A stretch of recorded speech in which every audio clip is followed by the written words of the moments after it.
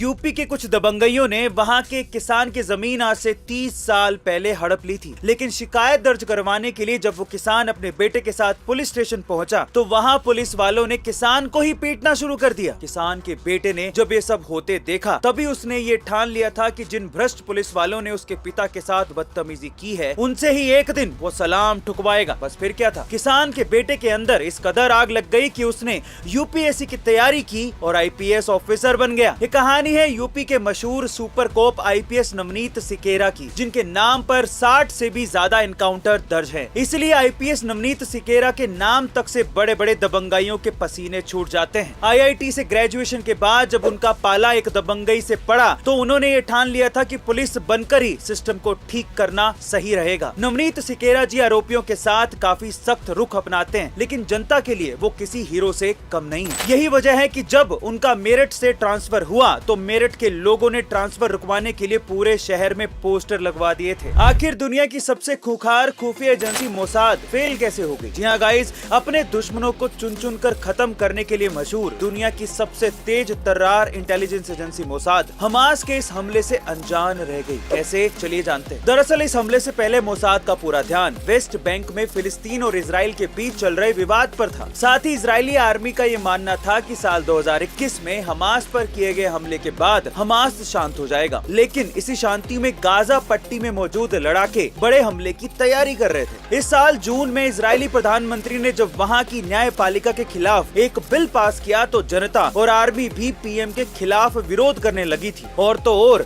आग में घी डालने का काम तब हुआ जब इजरायली आर्मी ने इस साल अप्रैल में अल अक्सा मस्जिद पर हमला कर दिया था, जिससे मुस्लिम देशों का इजराइल के खिलाफ गुस्सा भड़क उठा। इसी कमजोरी का फायदा उठाते हुए हमास को ईरान की मदद से तैयारी करने का मौका मिल गया, लेकिन इन सब में मोसाद गाफिल रह गया, जिसकी वजह से हमास इतना बड़ा हमला कर पाया। आप लोगों ने ज्यादातर होटल्स में ह्यूमंस को काम करते देखा होगा, लेकिन चाइना में दुनिया का इकलौता ऐसा होटल है जहां पर ह्यूमन एम्प्लॉय है ही नहीं। तो वहां काम कैसे होता है? वहां काम होता है रोबोट्स के द्वारा, छोटे से लेके बड़े काम तक, रिसेप्शन से लेके रसोई में खाना बनाने तक और उसे परोसने से लेके सफाई तक का काम रोबोट करते हैं। और इन सारे रोबोट्स को एक सेंट्रल कंप्यूटर कंट्रोल करता है। वहां पर रूम को खोलने के लिए फेस लॉकिंग सिस्टम लगा हुआ है। गाइस, इस पूरे होटल को चाइना की अलीबाबा कंपनी ने बनाया और इसका नाम है फ्लाइजू। ऐसी टेक्नोलॉजी, ओह माय गॉड, मैंने तो पहले कभी नहीं देखी। अगर आपने ऑफिस के दिन याद करिए जब आप ऑफिस जाते थे, तब 6 दिन की कड़ी मेहनत के बाद अगर संडे नहीं आता तो क्या हालत होती है आपकी। पर सवाल ये है कि संडे की छुट्टी इंडिया में लाया कौन? किसने कहा कि संडे की छुट्टी होनी चाहिए? मैं आपको बताता हूँ।